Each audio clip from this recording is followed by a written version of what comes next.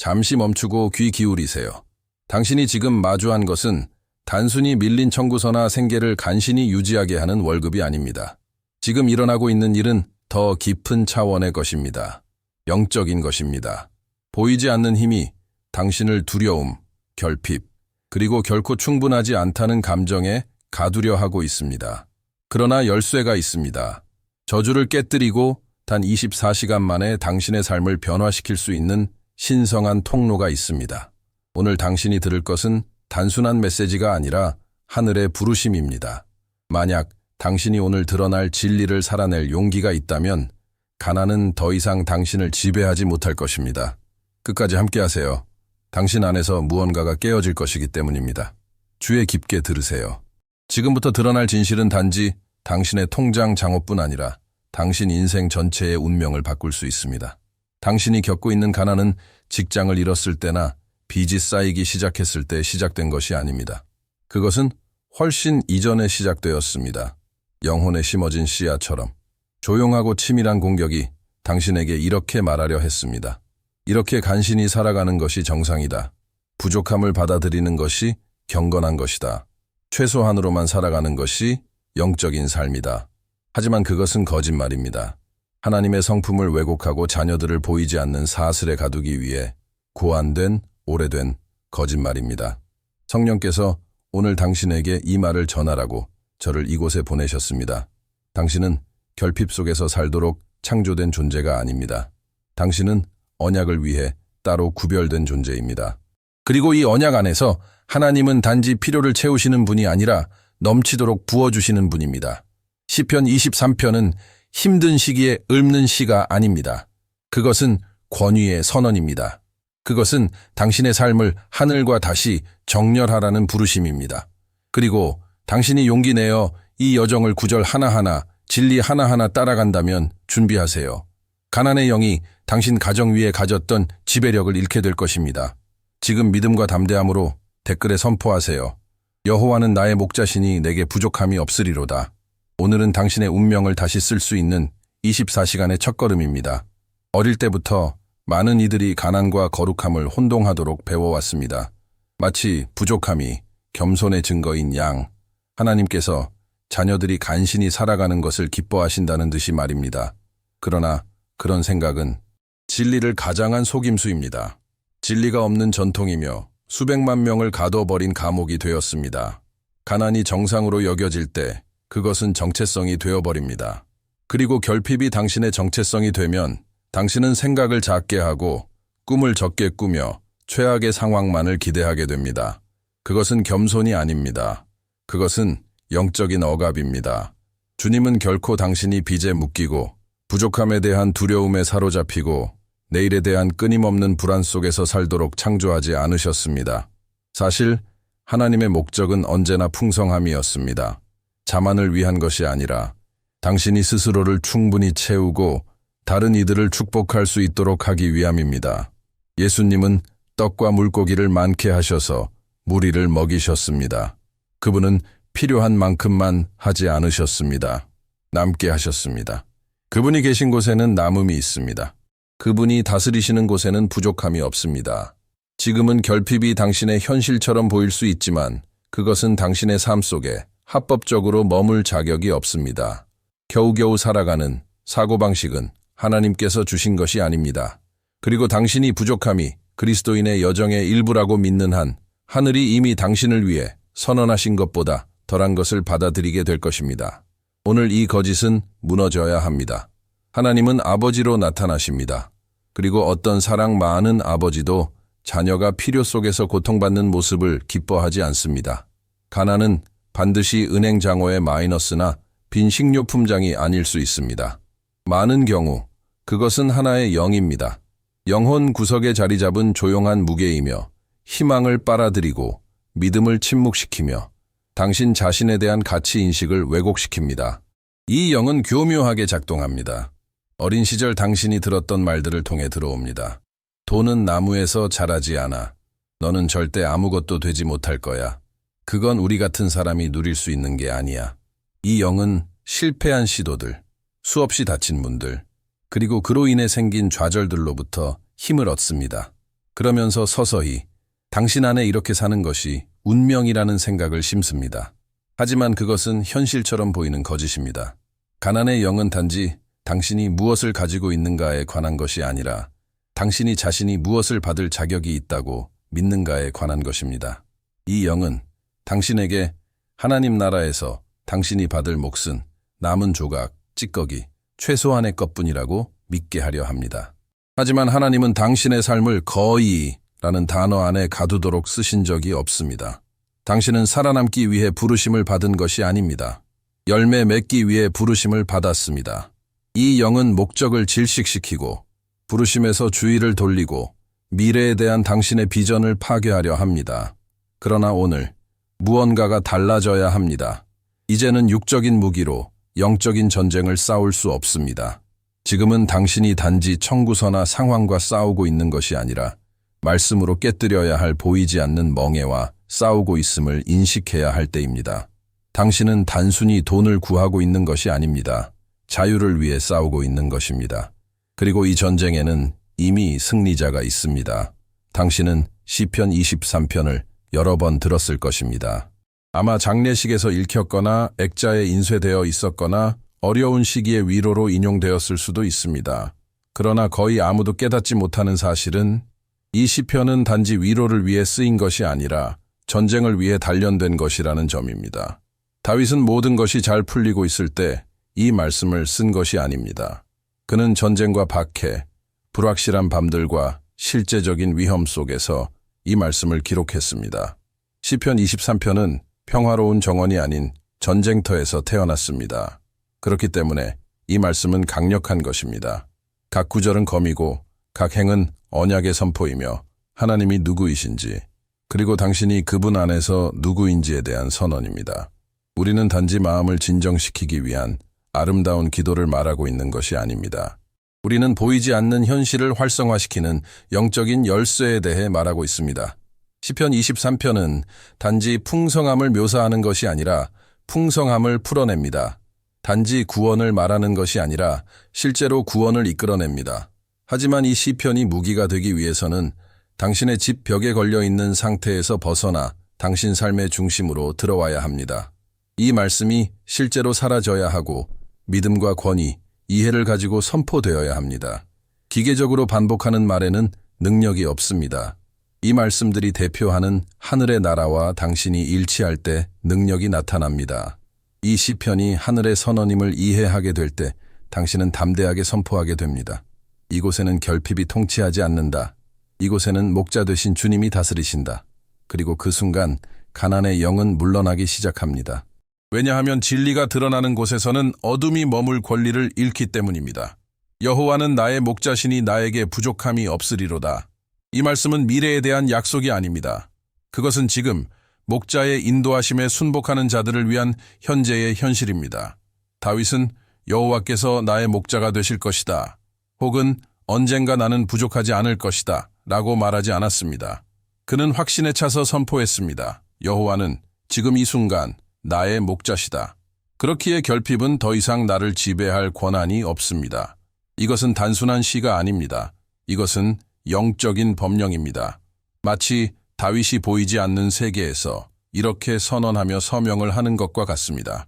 지금부터 내 공급원은 월급도 아니고 시장도 아니며 정부도 아니다. 나의 공급원은 목자이시며 그분은 결핍을 모르신다. 하지만 여기 비밀이 있습니다. 이 구절은 여호와께서 실제로 당신의 목자가 되실 때에만 작동합니다. 단지 말로만이 아니라 삶에서 실제로. 이는 그분이 당신의 결정을 인도하시고 당신의 우선순위를 정하시며 당신이 행동하기 전에 그분의 뜻을 구한다는 것을 의미합니다. 그분이 다스리시고 당신은 순종하는 것입니다. 비록 이해되지 않아도 말입니다. 많은 사람들은 나에게 부족함이 없으리로다를 원하지만 여호와는 나의 목자시니는 원하지 않습니다. 공급은 원하지만 복종은 원치 않습니다. 풍성함은 원하지만 헌신은 회피합니다. 그러나 넘침으로 가는 길에는 항복이 필수입니다. 당신이 가난의 영을 무너뜨리고자 한다면 여기서 시작해야 합니다. 누가 당신의 진정한 목자인지를 선언하십시오. 그리고 어떤 상황보다도 그분을 신뢰하는 삶을 사십시오. 이제 믿음으로 댓글에 이렇게 쓰세요. 여호와는 나의 목자시니 나에게 부족함이 없으리로다. 그리고 이 진리가 당신의 새로운 계절의 기초가 되게 하십시오. 그가 나를 푸른 초장에 누이시며 쉴 만한 물가로 인도하시는도다. 이 구절은 단순한 육체적 쉼을 넘어섭니다. 이것은 결핍의 뿌리를 파괴하는 영적 원리를 드러냅니다.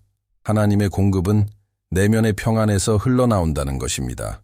가난의 영은 불안 속에서 힘을 얻습니다. 그것은 걱정의 땅에서 자라고 절망 가운데 꽃피며 당신의 마음이 스스로 해결하려 애쓸 때 강해집니다. 그러나 목자 되신 주님은 진정으로 인도하실 때 먼저 당신을 쉬게 하십니다. 모든 것이 해결되었기 때문이 아니라 그분이 함께 하시기 때문입니다. 푸른 초장은 양식의 상징이며 쉴 만한 물가는 새로움을 의미합니다. 하지만 기억하세요. 그곳으로 인도하시는 분은 당신이 아닙니다. 당신의 노력도 속도도 절박함도 아닙니다. 공급은 서두름에서 나오지 않고 신뢰에서 나옵니다. 그리고 신뢰는 목자의 성품을 아는 자만이 할 수 있습니다. 왜 많은 사람들이 공급을 위해 기도하면서도 지쳐 있을까요? 그것은 하나님의 신실하심 안에서 안식하는 법을 아직 배우지 못했기 때문입니다. 여전히 결과를 통제하려 하고 무게를 짊어지려 하며 길을 예측하려 합니다. 그러나 마음이 불안한 한 하늘은 침묵합니다. 왜냐하면 평안은 하나님의 음성을 듣기 위한 전제 조건이기 때문입니다. 그리고 그 음성이야말로 모든 저주를 무너뜨리는 능력입니다. 원수는 이것을 알고 있습니다.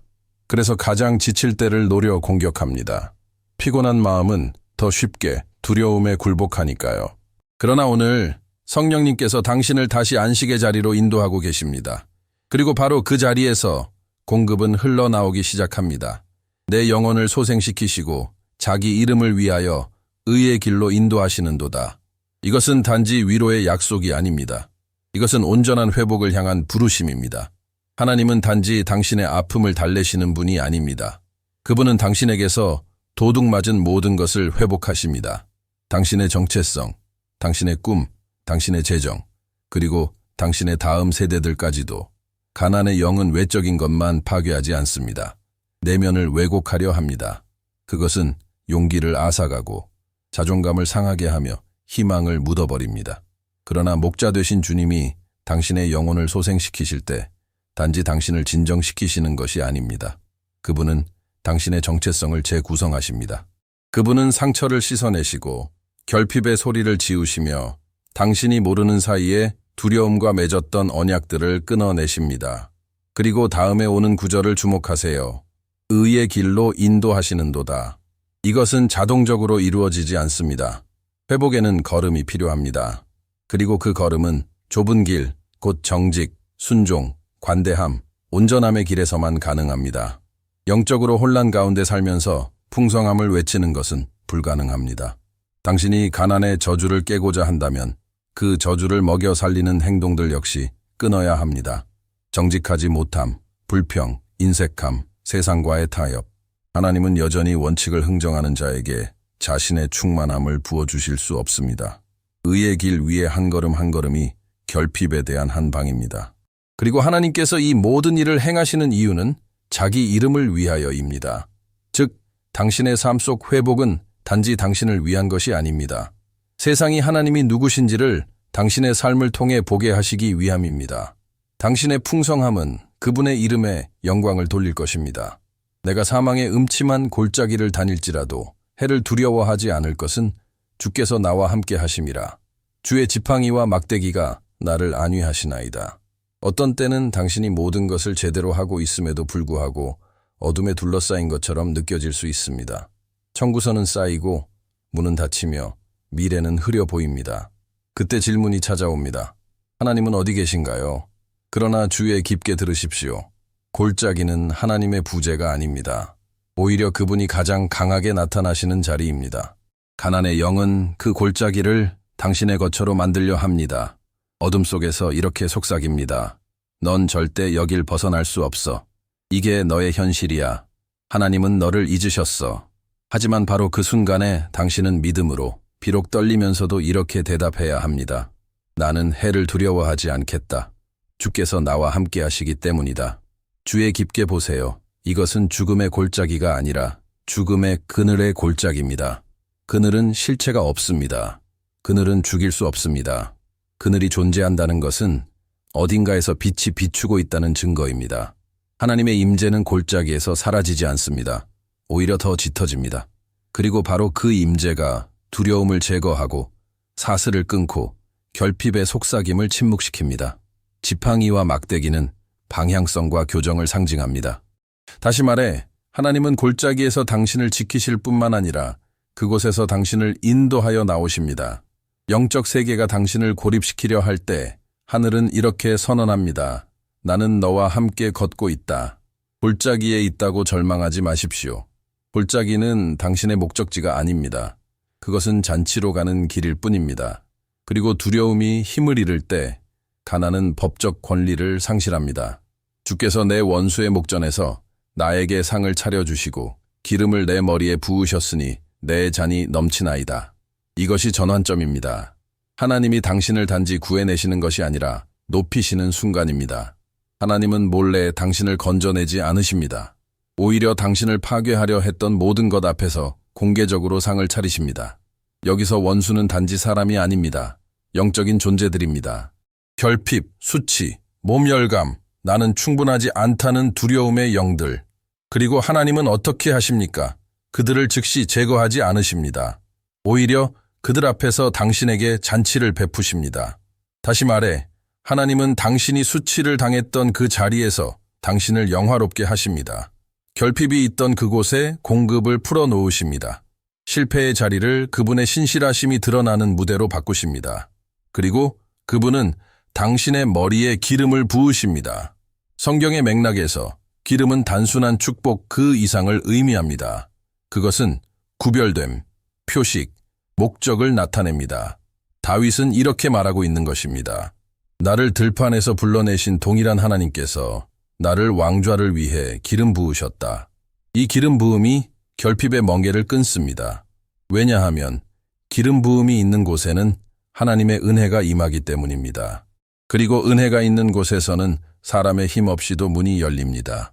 그 기름 부음 이후에 일어나는 일은 무엇일까요? 잔이 넘칩니다. 가득 차는 것이 아니라 넘칩니다. 넘침은 하나님께서 단지 필요한 만큼만 채우시는 것이 아니라 당신이 요청한 것보다 더 많은 것을 부어주신다는 표시입니다. 그것은 당신이 하나님의 풍성함을 흘려보내는 통로가 되도록 하기 위함입니다. 만약 당신이 지금 이 순간 혼자 힘으로 싸워왔던 전투들 앞에서 하나님께서 상을 차려주고 계심을 믿는다면 믿음으로 이렇게 댓글에 쓰세요. 내 잔이 넘칩니다. 왜냐하면 수치의 시간이 끝났기 때문입니다. 이제는 영광의 시간입니다. 정녕 나의 평생의 선하심과 인자하심이 반드시 나를 따르리니 내가 여호와의 집에 영원히 거하리로다. 이 구절은 마무리가 아닙니다. 이것은 새로운 시작입니다.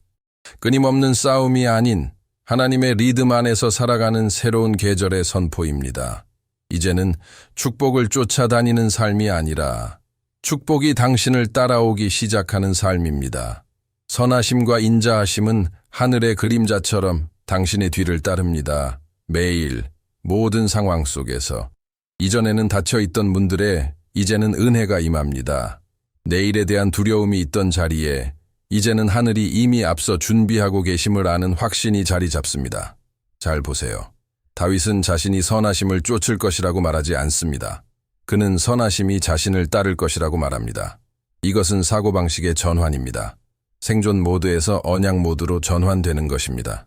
단지 청구서를 갚기 위한 기도가 아니라 하나님의 비전을 후원하기 위한 기도가 시작됩니다. 초점이 바뀝니다. 정체성이 바뀝니다.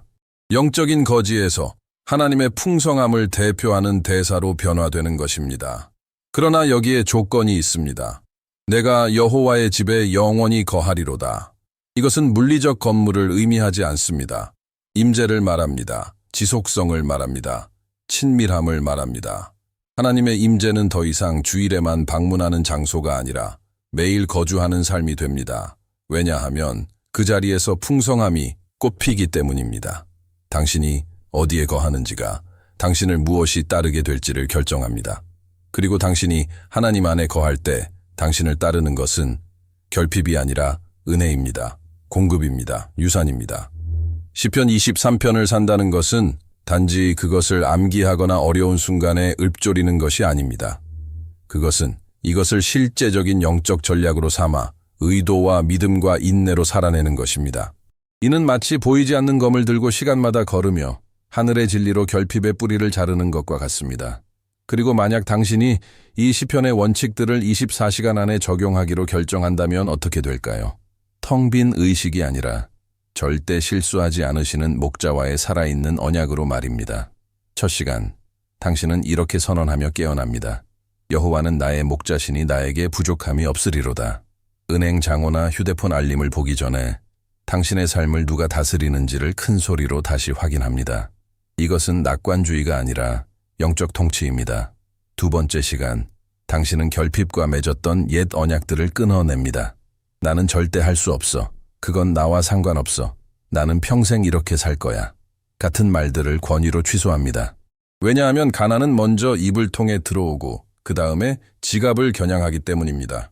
이제 당신의 입은 해방의 도구가 됩니다. 세 번째 시간, 당신은 자신의 집에 기름을 부으며 선포합니다. 이 공간은 하나님 나라의 영역이다. 모든 방, 모든 문, 모든 벽은 거룩하게 구별된 땅이 됩니다. 왜냐하면 하나님이 거하시는 곳에 가난은 머무를 수 없기 때문입니다. 그리고 이것은 시작일 뿐입니다. 왜냐하면 이 24시간은 미신이 아니라 하나님의 진리와의 전적인 정렬로의 초대입니다. 이것은 예언적 활성화이며 순환을 끊고 분위기를 바꾸며 새 시작을 여는 열쇠입니다. 단지 공급이 가능하다는 것을 아는 것만으로는 부족합니다. 그 안에서 걸어가야 합니다. 그 안에 살아야 합니다. 그 안에서 숨 쉬어야 합니다. 왜냐하면 결핍은 의도적인 믿음 앞에 설 수 없기 때문입니다. 이것이 결핍의 종지부이며 풍성함의 유산을 향한 첫 걸음입니다. 왜냐하면 시편 23편의 진리가 영혼에 자리 잡을 때 그것은 단지 상황을 바꾸는 것이 아니라 운명을 바꾸기 때문입니다. 당신은 단순히 빚에서 벗어나기 위해 이곳에 있는 것이 아닙니다. 당신은 세대를 관통한 저주를 끊기 위해 여기에 있습니다. 당신은 당신의 가문에서 가난의 순환이 끝난다고 선언하기 위해 여기에 있습니다. 당신의 자녀들과 그들의 자녀들은 공급을 예외가 아닌 정체성으로 알게 될 것입니다. 원수는 결핍을 당신의 일부로 받아들이게 하려 했습니다. 하지만 오늘 하늘은 선언하고 있습니다. 너는 결핍의 노예가 아니다. 너는 약속의 상속자다. 그리고 그 약속에는 평안, 공급, 자원, 그리고 다른 생명을 축복하는 삶이 포함되어 있습니다. 이제는 입장의 시간입니다. 전쟁은 십자가에서 이미 승리했지만 땅은 믿음과 행동으로 취해져야 합니다. 하나님은 당신이 단지 살아남는 것을 원하지 않으십니다. 당신이 번성하길 원하십니다. 절망뿐인 곳에 해답이 되기 위해 하나님 나라의 사명을 후원하기 위해 자유롭고 관대하며 열매 맺는 삶을 살기 위해. 그러므로 오늘 당신은 낡은 정체성과 작별합니다. 안 될 것 같아. 아마도 언젠가는 이라는 생각과 작별하고 영원한 진리를 붙잡습니다. 여호와는 나의 목자시니 내게 부족함이 없으리로다. 이 영상을 떠나기 전에 믿음으로 이렇게 선포하세요. 저주는 끝났다. 이제 나는 넘침 속에 산다. 그리고 이 선언이 단지 말에서 끝나지 않고 당신의 삶 전체에 울려 퍼지게 하십시오. 왜냐하면 하늘은 이미 풀어놓으셨기 때문입니다. 이제는 그것을 살아낼 시간입니다.